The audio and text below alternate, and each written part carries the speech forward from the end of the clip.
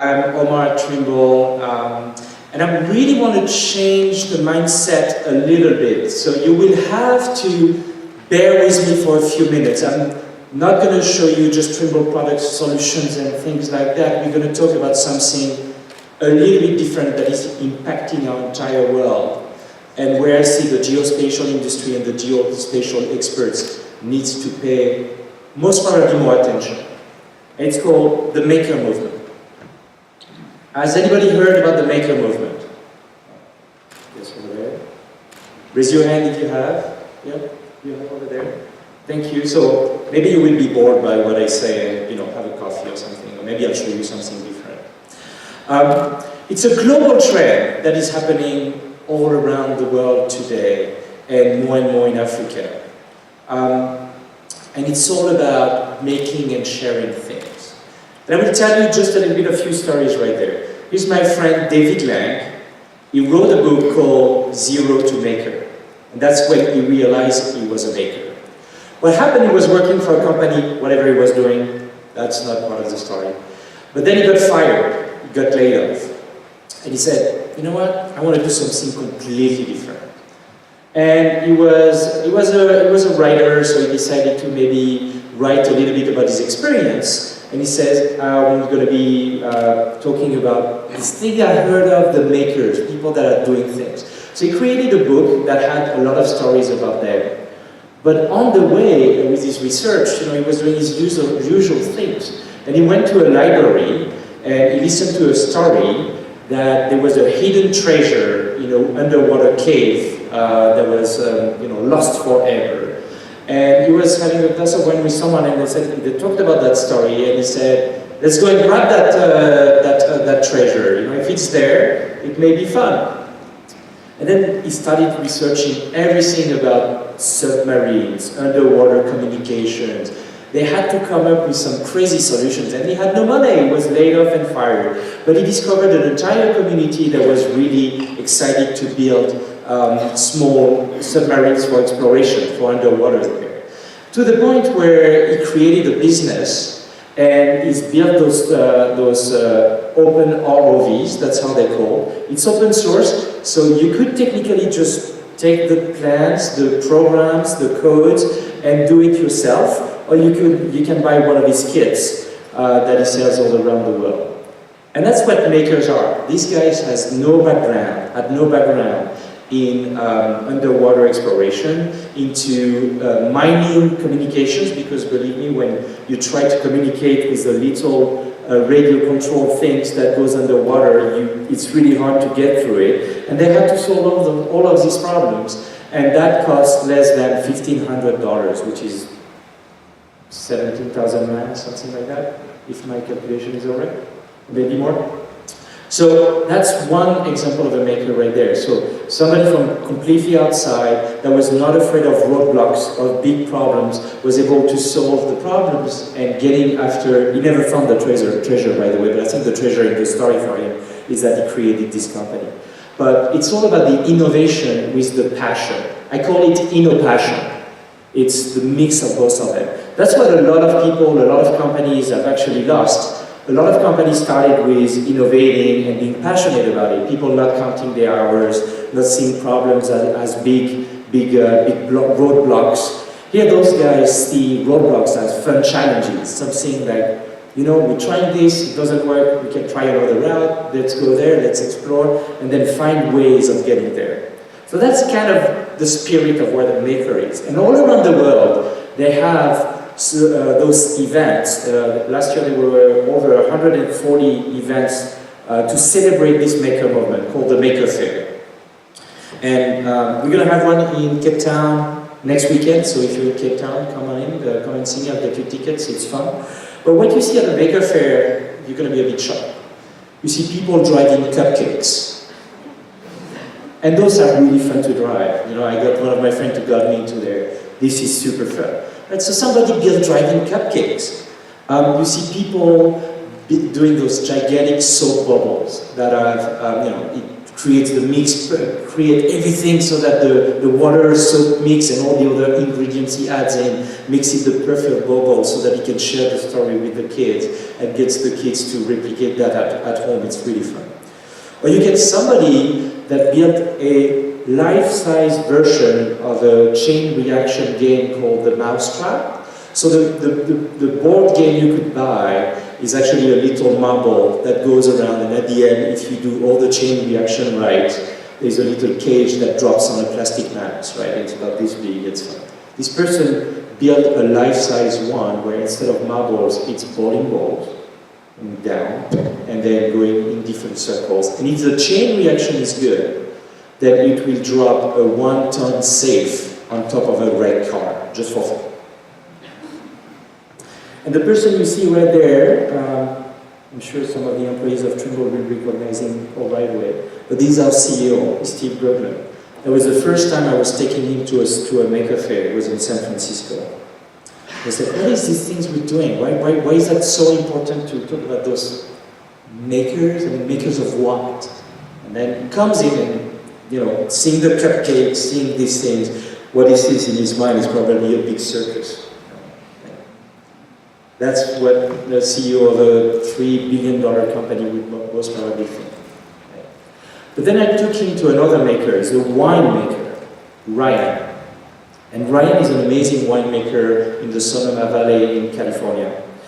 And Ryan is a winemaker, had built a drone, fully automatic drone that would fly above the vineyard, take pictures, extract, put them all together with amazing algorithms, and extract where the vineyard would need more water, or extract information about is there any sickness on the grapes or something like that. So he was able to do all of that. And we had the most amazing discussion, because that's kind of what Trimble does too, right? But this guy with a bunch of friends and passionate people, they're not passionate about drones, they became passionate about drones because they're passionate about wine. They want to make the best wine ever. And that's how they got into these systems. And we talked about having the equivalent of a Google mapping car inside the vineyard. They would just replicate the same process, but to take picture of the grapes, maybe to know when it's going to be the best time to go and grab those things. So again, like Google is making sure you don't have to remember where you've been and all these things. Imagine where you would have the solutions where it could, a system would tell him now is the best time, you have defined, you wanted your grape to be like this. Now it's the best time if you want to get there. Right? And he does a lot of other things with his wine, very fun. But Steve, our CEO, spent at least half an hour talking with this person, because that's where you don't expect a competitor to come in. It's from a winemaker. And that's what you see. You see people that it's called the greatest show and tell. It's people sharing, right? You will at every maker fair you will learn to solder. And really it's not complicated, but you could see on the face of people that have never soldered, they come up with a little pin that blinks with LEDs, and it makes everybody smile, right? And share all the time. This one on the left was in Africa, I believe it was in Nairobi a few years back, but it's the same thing. It's people sharing and learning, and it's kind of fun. Oh, I can do it too, you know? I mean, you realize very easily that you are a maker. If you heard of 3D printers, it's because they were makers together and they were sharing at the Maker Faire about 10, 12 years ago. That's where we saw the first 3D printers, and that became a $3.5, $3.6 billion industry right now. But tons of different things. The first time I went to a Maker Faire, I was dancing on a bulldozer, telling people it's a 3D printer that uses signals from outer space, which in reality is what machine control, how you grade the roads on the highway with the different technology. You have a CAD file that we put into a bulldozer, in this case from our partners at CAD, and with the blade we control the blade using the super high accuracy differential GPS on the blade. So you just tell the story that actually it is a 3D printer. It is 3D printing Earth, and that is the biggest 3D printer you will see on that show. And it's even cooler because yes, it uses signals from outer space. And that's when you got people interested into construction work. I got kids that were like, I guarantee now, each time they go and there is a highway, they will see those bubbles that are getting signals from outer space to create our roads with these huge 3D printers. That's how you inspire kids to maybe have a career in construction. And I had a lot of questions about that. I was asking me, but when is that coming onto the market? And I said, well, it kind of has been in the last 15 years, and it's called machine control in the world of construction. The other example that is related to surveying and geospatial is, it was at another maker fair that we had, and I had just a simple toll station, a robotic one, and a pole. I was walking through the aisles with the pole and stopping the rover on top of next to someone and said, do you want to be the king of the robots? You want to be the king of the robots? And you know, it looks like kind of a scepter right there when you have this pole with you. And so the kids or the person would take the pole and have no idea what I meant. And then they would shake it, and say, shake it. And they would see the robot tracking the prism. And they would be like, whoa! I am the king of the robot. I'm controlling the robot.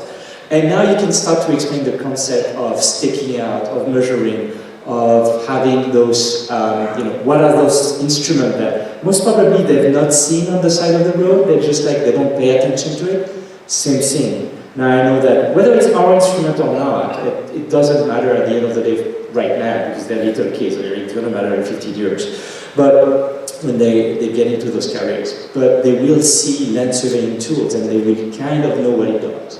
So it's raising awareness, and my ultimate goal since I joined Trimble 17 years ago is to find a kid that tells me, when I grow up, I want to be a surveyor. I haven't found one yet, but I'm working on it. So I talked about the 3D printing, and it started with a mess, people hacking stuff together, etc. Then it became more, all hackers and makers getting together, and it became this 3.5 billion industry that everybody has heard about right now. So when you go to a maker fair now, you see a lot of investors and people that are trying to find out what's going to be the next big trend, because everybody thinks it's from there. But you have people that are making food and sharing how they make cheeses. You have people that are making robots and just having robots to share with people. Drones, you can find tons of them. Companies like Trimble, Oracle had a wonderful exhibit 2 years ago where they were showing their catamaran. That was absolutely stunning. Google last year at the Bay Area one had a lot of science experiments for everybody to experiment what high-speed cameras are and a lot of different fun stuff. So you start to see a lot of large companies being involved with that thing. But that's what a 3D printer can do too. It's a big robot. It's actually from a factory in France, from Citroën or Peugeot. They closed that factory. There were 400 of those robots sitting down somewhere. And one guy said, let me get one. And he started creating a 3D printer that can print furniture. Right? And the beauty about that, you can shred the furniture and once you're done with them and print them again. You can melt them and print them again. And that's my second youngest. I just had a baby 2 months ago, so I have to get used to that. But that's my second youngest here on the chair at home. That's the very first, very useful thing I've been using 3D printing for. I can actually jump on that chair, and I'm quite heavy. So that's what you can do with those furniture. Another example, and I know I'm running a little bit late, so I'm trying to go through all those things. And you will see it will relate to geospatial at some point in time. This is my friend Joey Hoodie. He's in Arizona. And Joey I met him in the maker movement a few years ago, and he was soldering and selling kits, electronic kits. He's a very smart boy. He knows how to code those little, very cheap computers called Arduinos. That I think cost something like 300 rands, and you can have a full-blown computer to experiment, right? So it's becoming accessible. To have these little square LEDs that would do little fun shapes all around. And it was very successful. Where Joey grew up and ended up at the White House because he created an extreme air marshmallow cannon that Secret Service told him when they got at the White House that it's not allowed to shoot, you're not allowed to shoot whatever happened. And when President Obama came to him, he said, what is this? Oh, it's an extreme air marshmallow cannon. Can we shoot it? Joey said yes, and then Obama, you see Obama pumping the cannon, and then Joey is shooting it, and that's one of the most amazing pictures of Obama on the internet you can find. But he got hired by Intel. He was the youngest intern at Intel as the kid CEO, and that's him here last year, 2014, at CES, the Consumer Electronics Show, which is the largest consumer electronics show in the world, on stage at the keynote with the CEO of Intel. It tells you that that has a lot of power, right? From shooting marshmallow cannons to being hired by Intel. And there was a maker fair at the White House. President Obama and his team starts to understand that this maker movement is creating jobs, can solve problems, and can bring an electric giraffe to the lawn of the White House, which is always fun. So you can have fun and solve really big problems. And it's really from do it yourself to do it together. There's a lot of things that we can do and having fun, but with internet, with not just Google, but you can search a lot of things on Google. Communities, passions, it becomes easier and easier to solve problems because the information gets readily available. You can attend courses from Harvard, from MIT, from Stanford. There's a lot of free content available if you find the right people that are excited to work with you on that project. Usually when people are not excited is because you're not working on the right problem. But when you get these people together, when there was a big crisis of Ebola last year, they started a movement called Makers Against Ebola. And there were over, I think, 1,000 projects that came up out of there, from new suits for the doctors to throwable toilets that is only be used once for people that are coming there. So it was really amazing to see the brain power and the passion that those people had put together to try to solve or help a problem right there. It's called that the makers are the new industrial revolution. And that's why I wanted the geospatial experts that you are to get a glimpse of what it is, get an understanding of what it is, see why Trimble, Google, Oracle are going in there too. It's because they can basically connect things together and solve problems that could never be solved, or would be super hard to solve if you just focus on one mindset. There's maker fair everywhere around the world. Just last year there were 135, this year it's 155. And they range from 500 people visiting to 145,000 for the biggest one over the course of a weekend. So you will be able to find makers, and like the little kids, when I open their eyes on bulldozers and GPS equipment on the side of the roads, they will see them all the time. I hope that it is starting to open your eyes so that you can see makers and find talents, new talents that you would not think of. At some point of time, you're going to find passionate, innovative people that are going to be there. But also think yourself, what are you doing and how could you explain it the maker way? Or as I say, it's like explain it to your mother. If your mother understands what you say, then it's probably the same as maker way, because you can express a lot of things right there. So how do we attract people into the geospatial industry? How do we make this industry even more fun than what it is? Because when you're in there, you know it's fun. And also, let's not be afraid of put the challenges to the maker community. Right? We may find some people, maybe a kid in India, a kid in Tokyo, a journalist that is tired of writing articles, that are going to be passionate about the problems that we put for them on the table, and they will come on board and not come their hours at night, not come their hours on the weekend, and put all their energy into solving our common problems now.